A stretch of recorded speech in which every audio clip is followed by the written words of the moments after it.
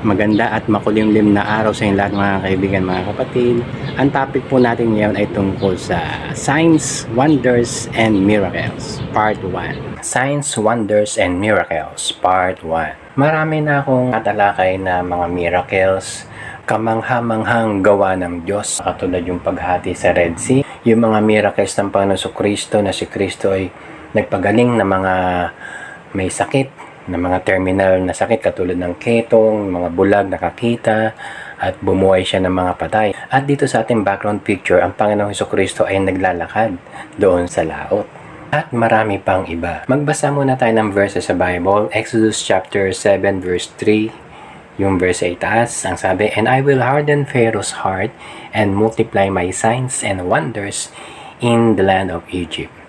Exodus 7:9, yung verse sa ibaba, "When Pharaoh shall speak unto you, saying, Shew a miracle for you, then thou shalt say unto Aaron, Take thy rod and cast it before Pharaoh, and it shall become a serpent." Sa dalawang verses na ito ay naka-highlights dyan yung mga words na nasa title natin, Signs, Wonders, and Miracles. Maraming salamat sa mga kamag-anak, kaibigan, kapatiran na patuloy na sumusubaybay, na nagre-react, nag-heart, nagla-like, at nanonood ng aking mga videos. Maraming salamat. Yung unang word dito na signs, sa Tagalog senyales, hindi ito katulad nung signs of the time na sinasabi ng Bible, na sinasabi ng Panginoon Kristo. Halimbawa, yung signs ng second coming, yung mga senyales ng panahon ng pagdating ng Panginoon Kristo. Hindi yun, kundi ito yung related sa mga wonders and miracles. Ito po yung ating outline sa ating pag-aaral ng signs, wonders, and miracles. Meron tayong 4 na parts. Part 1, Introduction. Part 2, The 10 Plagues of Egypt. Part 3, The Miracles of Jesus Christ. And Part 4, False Prophets and the Antichrist, yung kanilang mga miracles. Yung binasa nating verses kanina, yung Exodus 7 verse 3 and verse 9, ito ay tumutukoy dun sa 10 plagues na gagawin ng Panginoong Diyos sa pamamagitan ni Moses. Hindi natin yan pag-uusapan ngayon. Sa part 2 yan. Dito sa introduction, ang pag-uusapan natin ay yung mga signs and wonders na nangyari nung nilikha ng Diyos at langit at lupa. Doon tayo sa creation.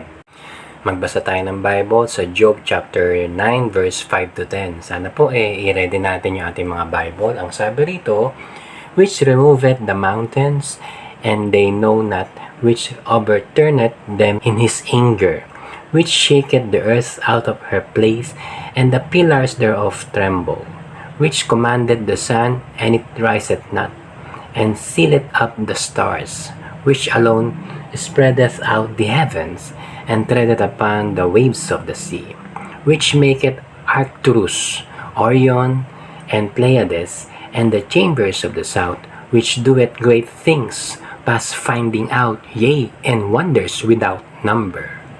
Yung sinasabi diyang sa ilalim, wonders without number, yung mga bagay-bagay na tinutukoy dito ni Job na ginagawa ng Diyos, nagawa na ng Diyos. Okay?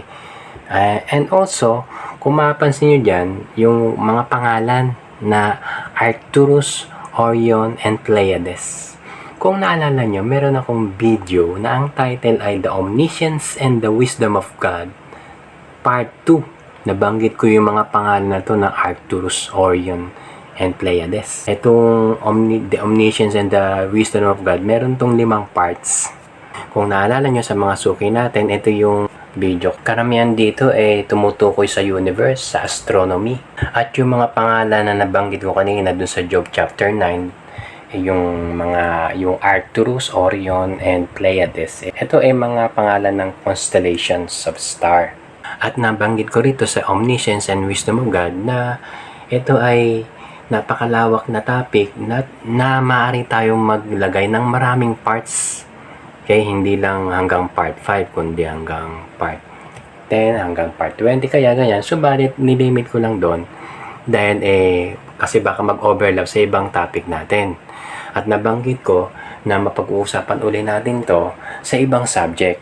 At ito na yon, yung Signs, Wonders, and Miracles. And also, itong Bible and Signs. Okay, ito yung pinakamarami kong parts na ginawa Simula hanggang part 9 ito, itong Bible and Science. Simula sa creation, sari-saring topic na pinag-usapan natin. Napag-usapan din natin dito yung dinosaur. Okay? Dun sa mga kaibigan natin na bago pa lang, sana mapanood nyo. Ilalagay ko yung link, yung description sa ibaba. Doon sa YouTube. Sana bisitahin nyo ang aking YouTube channel. Okay? Related din to sa ating topic ngayon, Science, Wonders, and Miracles. Again, kung naalala nyo, dito sa Bible and Science, doon sa part 1, nabanggit ko yung gravity. Kung papaano, kung bakit merong gravity. Okay? Hindi pa yan, bago ma-discover yan ni Isaac Newton, nakasulat na yan sa Biblia. Okay? Na yung earth is hanging upon nothing. And then yung buoyancy naman. Sa part 2 naman, nabanggit ko kasi dun yung Noah's Ark. Na yung Noah's Ark, lumulutang yun dun sa dagat because of law of buoyancy. Walang nilabag na batas ang Diyos para lumutang yung barko doon. Ang Diyos mismo yung naglagay dyan ng law of gravity sa kanyang nilikha at nilagay niya rin yung law of buoyancy dun sa dagat. Yung law of buoyancy sa liquid actually, hindi lang basta sa dagat yon. Okay, sa fluid or liquid. At dito again sa ating background picture na ang Panginoon nasa ibabaw ng tubig na nabanggit ko na itong gravity, yung buoyancy, okay? Kasama sa nilikha niya, creation niya. Hindi siya subject sa kanyang creation. Hindi siya nasasakop ng kapangyarihan ng creation. Kung kaya niyang gawin yung mga wonders na katulad nito. Yung gravity ay katulad din niya ng magnetism na pinapaliwanag ng mga scientists na ang Earth ay isang napakalaking magnet. Merong North Pole, may South Pole. Yung mga magnets, meron ding North and South na attract yung bakal dun sa magnet. Yung attraction nung bakal sa magnet, yan ay mystery. Okay? Sa mga scientists, wonder siya sa kanila. Hindi nila masyadong maunawaan kung bakit dumidikit yung bakal sa magnet. Lalo na yung mga scientists na mga atheists na hindi naniniwala sa Diyos. Subalit kung ang isang tao, kung yung isang scientist ay naniniwala sa Diyos, maunawaan niya na nilagay ng Diyos yung magnetism sa isang object para yan ay mapakinabangan ng mga tao. Kung kaya meron tayong mga gadgets ngayon sa ating technology, because of magnetism at marami pang ibang napapakinabangan ng mga tao ngayon because of this magnetism. Balikan natin tong verses sa Job chapter 9 verse 5 to 10. Marami pa akong dapat i-highlight dito. Ang dami ito. Katulad ito, removeth the mountains. Sana matingnan nyo. Tapos, sabi rito, shaketh the earth, the pillars thereof tremble. Okay? Which commanded the sun. And it riseth not, sealeth up the stars. Okay? Tapos, yung treaded upon the waves of the sea. Yung sinasabi nitong shaketh the earth. Earthquake ito lindol. Okay? Na yung mga natural calamity, yan ay kagagawa ng Diyos. Okay? Gawa yan ng Diyos. Yung kidlat. Yung sinasabi dun sa bukana, yung sa unang-una, which removeth the mountains. Na kung naalala nyo, meron akong video, ang title is Mount Olivet. Nasa future, sa second coming ng Panginoon, sa kanyang revelation, na ang Panginoon, bababa, doon siya manggagaling sa Mount Olivet. At itong Mount Olivet, mahati sa gitna. So, ito parang related dun sa removeth the mountain. Magkakaroon ng lindol kasi mabibiyak yung bundok ng olives. And also, nabanggit ba niya sa bandang gitna, which commanded the sun, and it riseth not. Ito, nangyari ito na kasi kapag hindi yan lumitaw yung, kumbaga inuutusan niya yung araw na hindi sumikat. At ito nangyari sa panahon ni Pharaoh na nagkaroon ng dilim. Okay? Tanghaling tapat dumilim sa panahon doon sa lugar ng Egypt. At ito ay pag-uusapan natin doon sa part 2. Again, yung shaketh the earth, yung lindol. Na maraming nangyayaring lindol ngayon, lalo sa panahon natin ngayon. Di ba? May mga namamatay ng mga inosenteng tao. Ang tanong bakit dinadamay ng Panginoon na kasi kung gawa ng Diyos yan, ibig sabihin, dinamay ng Panginoon yung mga mabubuting tao. na namatay dun sa lindol. Okay? Yan ay pag-uusapan natin sa ibang subject. Ang lahat ng mga bagay na ito, ang tawag dito ay wonders. Yung nakasulat dyan sa bandang ilalim, wonders without number. Ang dami niyan. Wonders na nilikha ng omniscient and wise God. Sa pasimula, andyan na yan. Ang mga wonders na ito yung nakikita natin sa universe. Okay? Nakikita ng ating naked eye. Okay? Pag-usapan naman natin yung mga wonders na mga nakikita sa yung mga maliliit na bagay na nakikita sa microscope. Pag-usapan natin itong cell. The cell is the basic structural functional unit of all forms of life. Ang cell ay ang basic building blocks ng lahat ng buhay na bagay. Tao, hayop, puno, yan, lahat ng may buhay. Ang katawan ng tao, nagko-compose siya ng trillions of cells. Okay? Every cell consists of cytoplasm enclosed with a membrane.